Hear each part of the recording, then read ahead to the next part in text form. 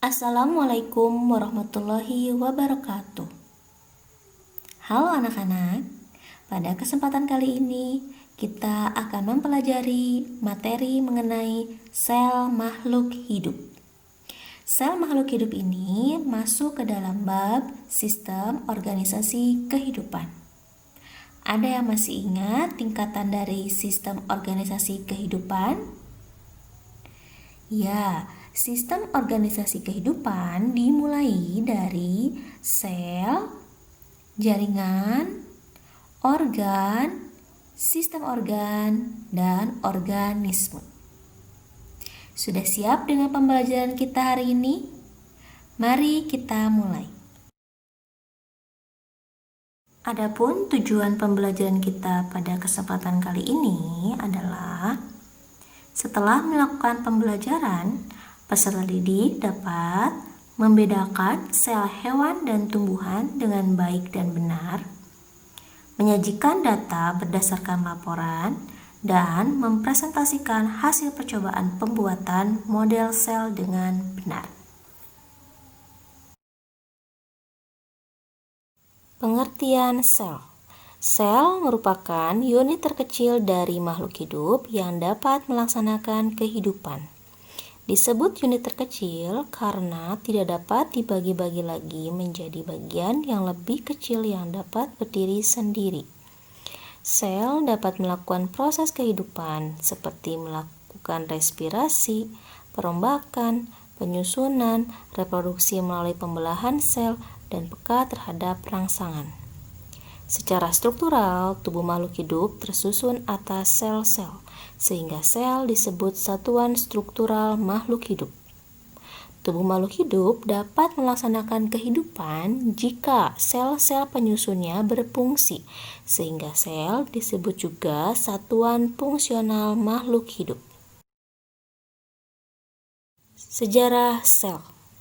Orang yang pertama kali mengemukakan adanya sel adalah Robert Hooke pada tahun 1665. Ilmuwan berkebangsaan Inggris ini melakukan pengamatan terhadap sayatan gabus dengan menggunakan mikroskop sederhana. Hooke melihat adanya ruangan-ruangan kecil yang menyusun gabus tersebut. Ruangan kecil tersebut diberi nama sel. Kemudian dilanjutkan oleh Sladen dan Swan. Menurut Sladen dan Swan, semua kehidupan tersusun atas sel, sehingga menyebutkan teori bahwa sel sebagai unit struktural atau penyusun tubuh organisme. Inilah mikroskop yang digunakan Robert Hooke untuk mengamati sayatan tipis gabus. Hooke melihat adanya ruangan-ruangan kecil yang menyusun gabus tersebut, sehingga memberi nama ruangan kecil tersebut sebagai sel. Berikut adalah penampang melintang sayatan tipis gabus yang dapat diamati seperti pada gambar berikut ini. Berdasarkan jumlah sel, organisme dibagi menjadi dua. Organisme uniseluler dan organisme multiseluler. Apa itu uniseluler dan apa itu multiseluler? Uniseluler adalah organisme yang tersusun atas satu sel. Sedangkan multiseluler adalah organisme yang tersusun atas banyak sel.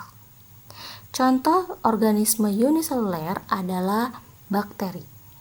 Sedangkan contoh organisme multiseluler adalah sel tumbuhan, sel hewan, dan sel manusia.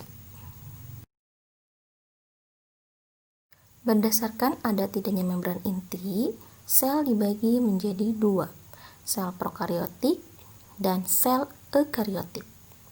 Apa itu sel prokariotik dan apa itu sel eukariotik?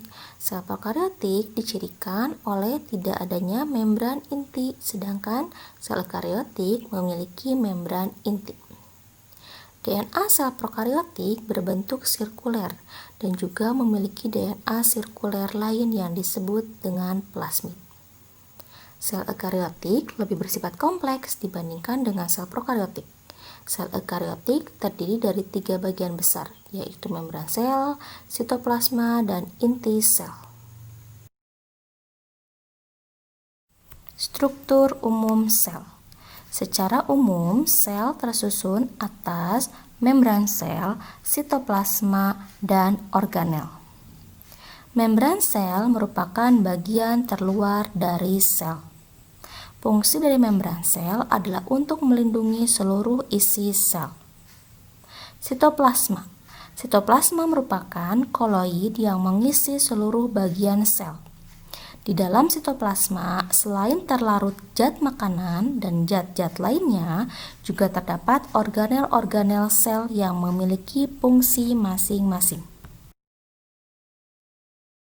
Berikut adalah gambar struktur membran sel dan bagian sitoplasma pada sel hewan. Struktur membran sel tersusun atas lipid bilayer. Dan sitoplasma merupakan cairan yang mengisi seluruh bagian sel. Berikut ini adalah sebagian kecil organel penyusun sel eukariotik, yaitu nukleolus, nukleus, retikulum endoplasma kasar, retikulum endoplasma halus, lisosom, ribosom, mitokondria, badan Golgi, dan mikrofilus. Nukleus berfungsi untuk mengatur seluruh aktivitas sel. Retikulum endoplasma berfungsi untuk transportasi protein. Lisosom berfungsi untuk pencernaan sel. Ribosom berfungsi untuk sintesis protein. Mitokondria berfungsi untuk respirasi sel.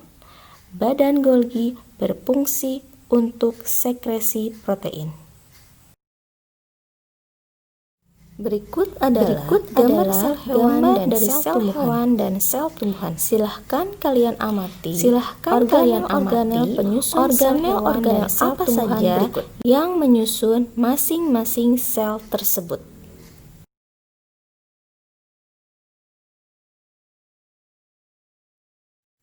Dapatkah kalian menemukan perbedaan sel hewan dan sel tumbuhan? Untuk memperjelas perbedaan sel hewan dan sel tumbuhan, mari kita lakukan aktivitas pengamatan. Demikianlah pemaparan materi tentang sel. Terima kasih atas perhatiannya. Wassalamualaikum warahmatullahi wabarakatuh.